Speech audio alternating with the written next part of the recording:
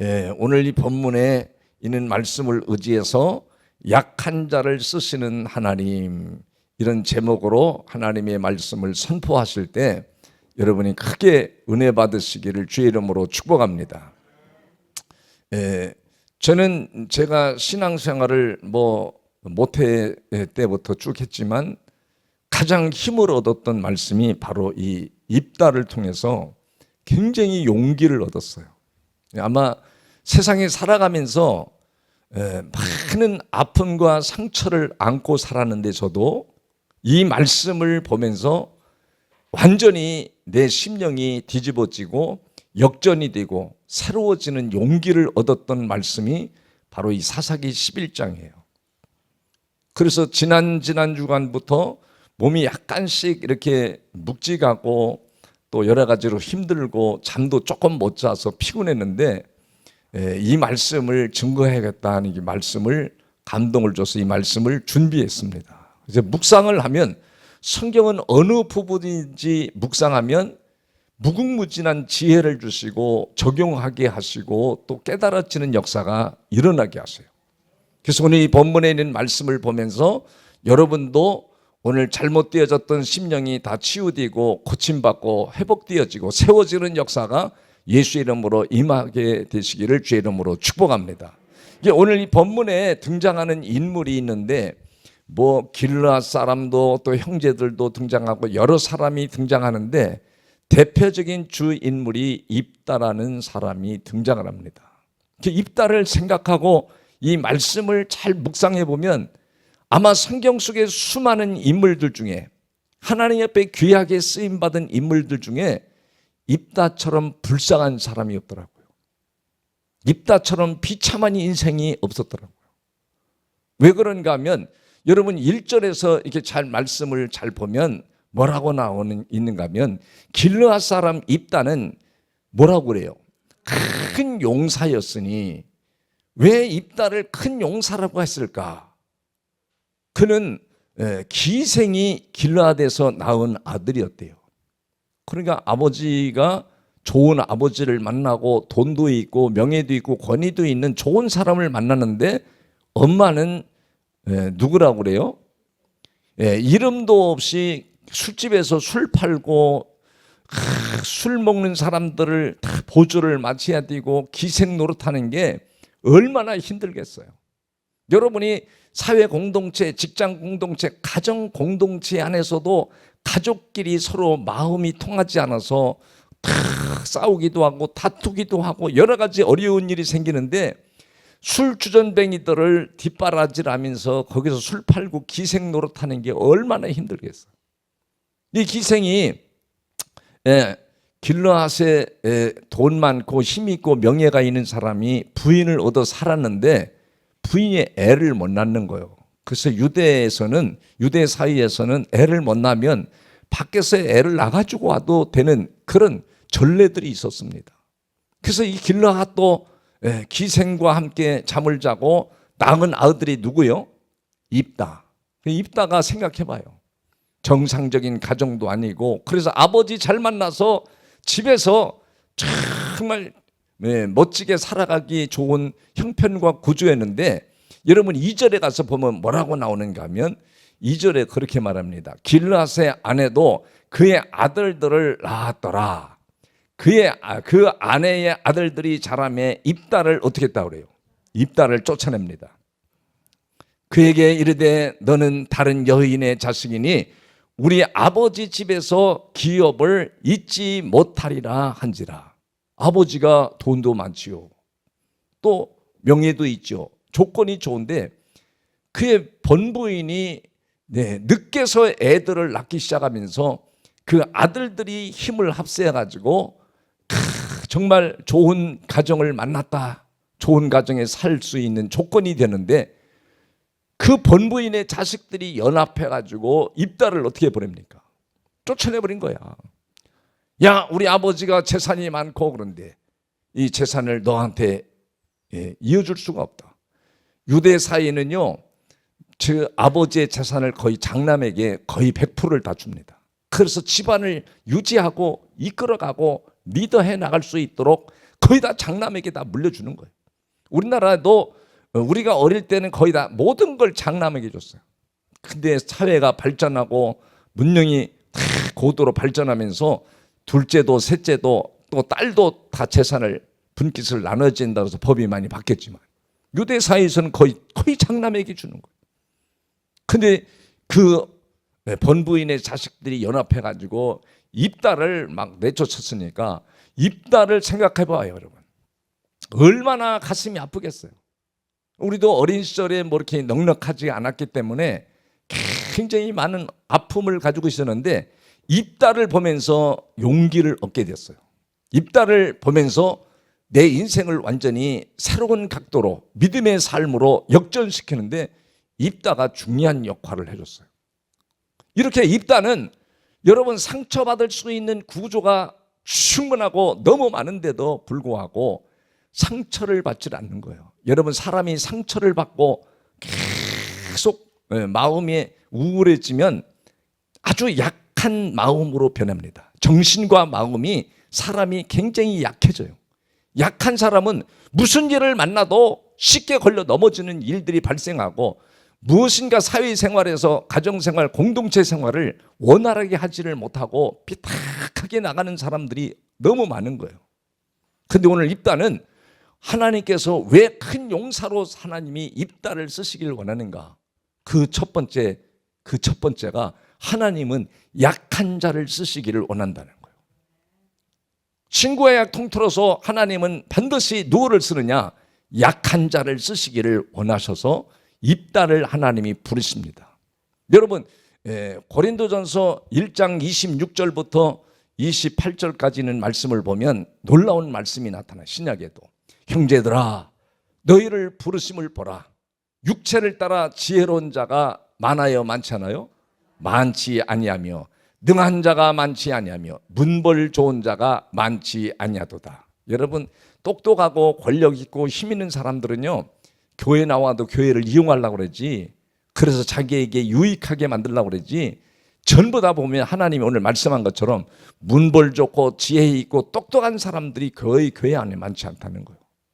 그런 사람도 있지요. 예수님이 부를 때도 그렇고 예수님이 귀하게 사용받고 하나님이 쓰시는 사람도 다 약한 사람이라는 거예요. 그 27절에도 그렇게 말합니다. 그러나 하나님께서 세상에 미련한 것들을 택하사, 누구를 택하신대요? 미련한 것들을 택하사 지혜 있는 자들을 부끄럽게 하려 하시고 세상에 약한 것들을 택하사 강한 것들을 어떻게 해요? 부끄럽게 하려 하시며. 여러분 세상에 미련한 것들을 택하신대. 옆 사람께 봐봐요. 미련한 것 같아요? 지혜로운 것 같아요? 그러니까 우리가 보면 어딘가 뭔가 조금 낫도가 좀 빠진 것처럼 부족한 면들이 많습니다. 근데 하나님은 이렇게 미련하고 연약한 자들을 선택해서 28절에 어떻게 말씀하냐면 하나님께서 세상에 천한 것들과 멸시받은 것들과 없는 것들을 택하사 있는 것들을 어떻게 해요? 패하게 하시나니. 똑똑하고 잘났다고 하고 자기 의의를 세우는 이런 사람들을 하나님 쓰는 게 아니라 하나님 저는 미련합니다. 부족합니다. 연약합니다. 그런 사람, 약한 자를 하나님이 쓰시기를 원한다는 거예요. 여러분 약하다고 물론 다 쓰는 건 아니에요. 근데 입다는 왜 약한 자였는데 세상에서 그 당시에서 가장 약한 자고 불쌍한 자고 고난을 많이 받은 자고 상처받을 수밖에 없는 모든 구조를 다 가지고 있음에도 불구하고 그는 상처를 받지 않는 거예요. 그런 어려운 구조 속에서도 그는 사회를 향하여 또 아버지를 향하여 형제들을 향하여 가족들을 향하여 원망불평하지를 않았던 거예요. 하나님이 이 입단을 쓸 때 하나님이 약한 자를 쓰시는데 두 번째 어떤 자를 하나님이 쓰시기를 원하느냐. 3절에 있는 말씀을 잘 보세요. 3절에 보면 이에 입다가 그의 형제들을 피하여 어디로 갔어요? 돕땅에 거주하며 잡류가 그에게로 모여와서 그와 함께 출입하였더라. 형제들의 눈을 피해서 빨리 돕땅으로 피난 가가지고, 여러분 가족에서 버림받고 미움을 받고 여러분 세상에서 이탈이 됐다고 생각해 봐요. 이 한 가지만 생각해도 얼마나 가슴이 아픈지. 여러분 가족들에게 버림받고 또 미움받고 여러분 거기서 쫓겨났다고 생각해 봐요. 그 입다 가정처럼 이렇게 불쌍하고 불행한 사람들이요 지금 사회에 그렇게 많지 않습니다. 여러분은 입다의 환경에 비하면 여러분의 환경은 훨씬 더 좋아요. 좋은 조건을 다 가지고 있습니다. 그런데 입다는 그 모든 우울하고 정말 괴롭고 너무너무 고통스럽고 상처받을 수밖에 없는 그런 환경의 구조 속에서도 그는 상처를 받지 않는 거예요. 하나님이 귀하게 쓰는 사람이 바로 이런 사람입니다. 상처받은 사람은 또 다른 사람을 상처를 줘요. 그래서 오늘 하나님은 3절에 보니까 입다가 도움닭으로 피신해서 있는데 사람들이 이 거류들이 여기 보면 잡류, 예전 성경 거류라고 하는데 여긴 잡류가 이 입다에게 모여드는 거예요. 여러분 입다에게 모여들었다는 것은 당시에 직업이 별로 없고 나그네 같은 사람들이 전부 입다에게 몰려오는 거예요. 왜 사람들이 입다에게 몰려왔느냐면 그 두 번째 이유가 바로 성품이 좋았기 때문에 그래요. 그러니까 성품이 좋은 사람은 하나님이 반드시 사용합니다. 여러분 공동체 안에서도 가정 공동체, 나라 공동체, 차후지간 우리가 모이는 모든 공동체 안에서 성품이 좋은 사람을 하나님이 쓰시길 원합니다. 여러분 성품이 이만 까칠한 사람 있잖아요. 성품이 까칠해. 성품이 약간 모나. 성품이 괴팍해. 성품이 안 좋은 사람들은요 계속 이기적으로 나가고 교만한 방향으로 나가서 공동체를 파괴해버립니다. 그러니까 나라의 지도자도 이렇게 성품이 안 좋은 까칠한 사람, 인본적이고 이기적이고 율법적인 이런 사람들이 공동체의 리더가 돼버리면 그 사회는 굉장히 고통스럽고 힘듭니다. 여러분 그런 거를 성경을 보면서 시대가 흘러가는 것을 한번 살펴봐요. 너무 기가 막히게 딱딱 맞아 떨어져 버리지. 그러니까 여러분이 성품이 좋은 사람은 바로 사람을 어우르고 사람을 끌고 사람을 이끄는 놀라운 역사가 하나님으로부터 주어집니다. 그래서 여러분은 시간이 가면 갈수록 예수를 믿으면 믿을수록 여러분의 성품을 업그레이드 시켜야 돼요. 여러분 성품을 자꾸 다 다듬어야 돼요. 여러분 이 성품을 바로 예수 그리스도를 만나지 않으면 하나님을 만나지 않으면 이 성품이 만져지질 않습니다. 여러분 성품이 주님 만나지 않은 사람들은 성품이요 믿으면 믿을수록 까칠해지는 거예요. 다 독단적으로 가고 이기적으로 가고 자기 생각에서 나오는 생각으로 리더를 하기 때문에 다 공동체를 파괴하고 어지럽게 하고 힘들게 하는 사람들이 너무 많이 생기는 거예요. 그래서 여러분이 예수를 믿고 하나님을 여호와 하나님을 믿고 여러분의 성품을 확실하게 믿으면 만져지는 역사, 여러분이 이 성품이 날마다 업그레이드되고 변화되는 역사가 일어나는 줄을 믿으시길 바랍니다. 그래야 여러분의 공동체도 행복하고 여러분이 만나는 곳도 행복하고 다 세우는 역사가 일어나는 줄을 믿으시기를 바랍니다. 믿으시기를 바랍니다. 세 번째로는 여러분 오늘 이 4절에 보면 무슨 일이 생겼냐면 하나님이 약한 자 입다를 사용하시기 위해서 때를 기다리고 계셨어요. 성품이 날마다 달라집니다. 원망하고 불평하고 사람이 극도로 화가 나고 원성이 높아지고 거칠은 인생을 살아갈 수밖에 없는 환경 속에서도 하나님을 믿기에 그는 여호와 하나님을 확실하게 믿기에 4절에 뭐라고 그러는지 얼마 후에 암몬 자손이 이스라엘을 치려 하니라. 암몬 자손이 이스라엘 치려고 군사를 대동하고 접근해 와버렸어요. 그때 이스라엘 백성들은 전쟁터에 나가려고 하는 사람이 없는 거예요. 전부 다 그게 무엇을 말하냐. 여러분 주님을 확실하게 만나서 성품이 변화되지 않으면 전쟁터에 나가는 게 두렵습니다. 왜? 전쟁터에 싸우러 가고 죽으러 가고 부상당하러 가는 거니까. 거기서 부상당이 일생을 장애자로 비참하게 사는데 누가 나가려고 그랬어요. 다 이스라엘 백성들이 암몬 자손이 쳐들어왔다고 그러는데 나가지를 않으려고 그러는 거예요. 앞장서려고 하는 사람이 없는 거예요.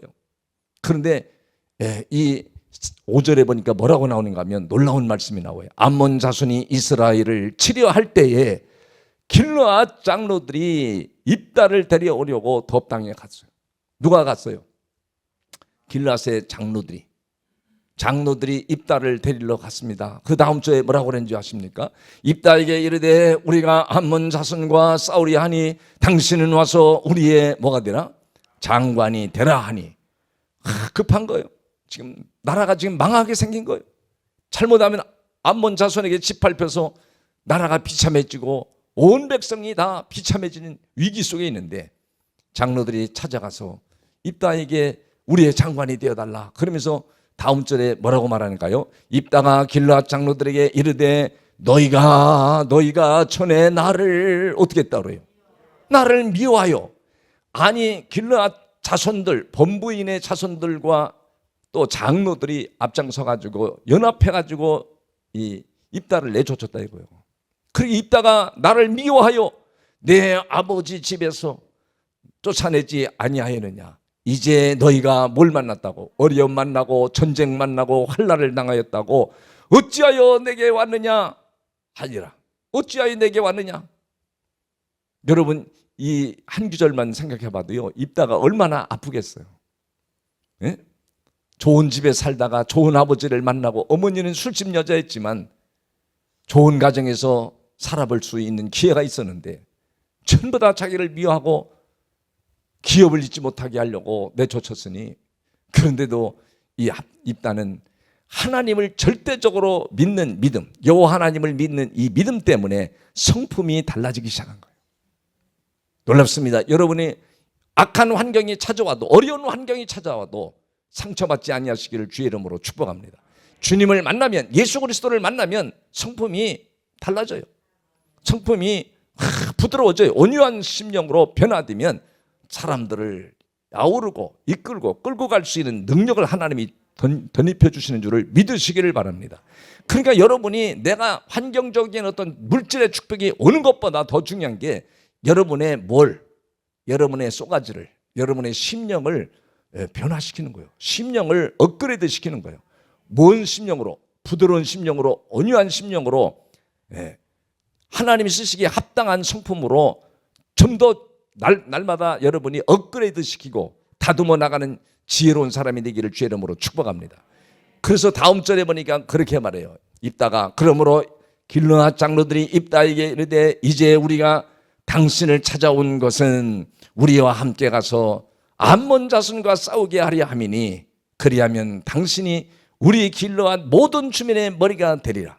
여러분 입다 보고 우리의 장관이 된다, 우리의 머리가 된다. 어디 나가라는 거예요? 전쟁터에 나가라는 거예요. 전쟁터에 나가면 죽을 수도 있습니다. 목숨을 잃어버릴 수도 있습니다.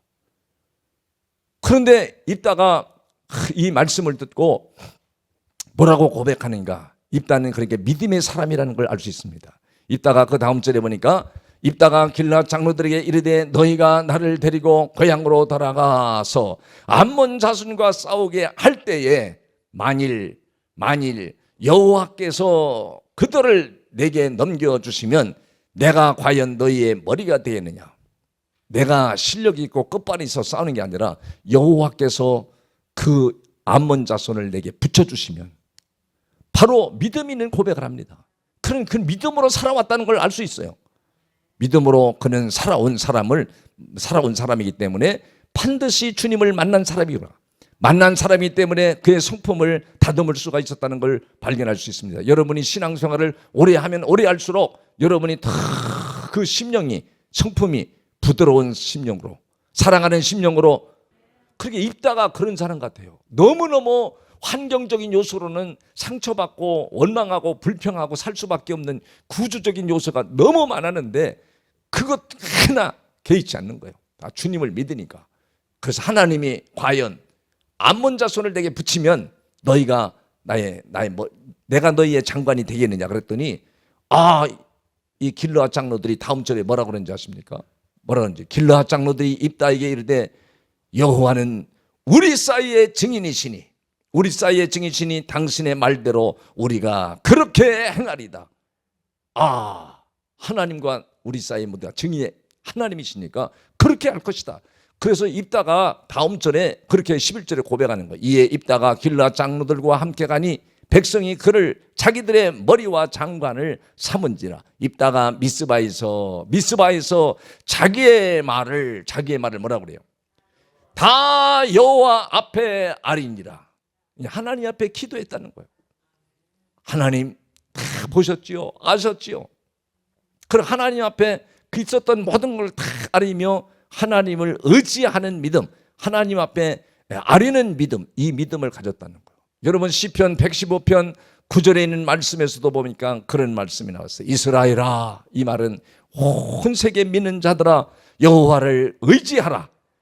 그는 너희의 뭐라고 그래요? 도움이시요 너희의 방패시로다.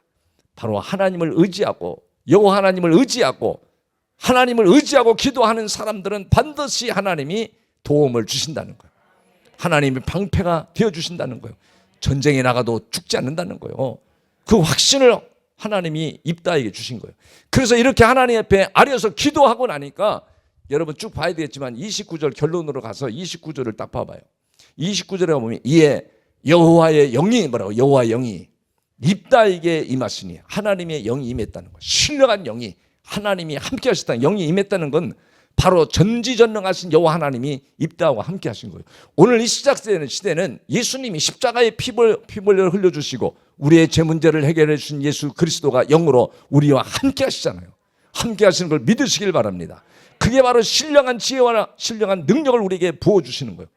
그러니까 이렇게 하나님의 영이 임하니까 하나님께서 어떻게 했냐? 32절에 가서 보니까 이에 입다가 암몬 자손에게 이르러 그들과 싸우더니 여호와께서 그들을 그의 손에 어떻게 했어요? 적들을 다 그냥 넘겨줘 가지고 무력하게 만들어서 입다가 어떻게 일이 벌어졌냐? 다음 절에 보니까 아루엘에서부터 민니에 이르기까지 몇십 성읍을요? 20성읍을 치고 또 아벨 그라빔까지 매우 크게 무찌르니 이에 암몬 자손이 이스라엘 자손 앞에 어떻게 됐어요? 항복하는 역사가 일어나 버리더라는 거예요. 그러니까 얼마나 놀라워요. 입다는 정말 부족하고 연약하고 비참한 인생이었지만 그런 환경에 빠지지 않고 정신과 마음이 병들지 않고 오히려 하나님을 의지하는 믿음, 확실하게 하나님 앞에 기도하는 믿음을 가지니까 하나님이 성품도 만져주시고 성품도 달라질 뿐 아니라 하나님이 신령한 영이, 신령한 권능이 그에게 함께하여 주셔서 전쟁터에 나가서 상처받지 아니하고 또 팔 하나 잘라지지 아니하고 전쟁을 승리케 하셔서 온 주변의 백성들이 다 항복하는 역사, 이기는 역사를 하나님이 허락하셨어요. 놀라운 입다 같은 사람으로 큰 용사로 쓰임받는 여러분이 되기를 주의 이름으로 축복합니다. 기도하겠습니다.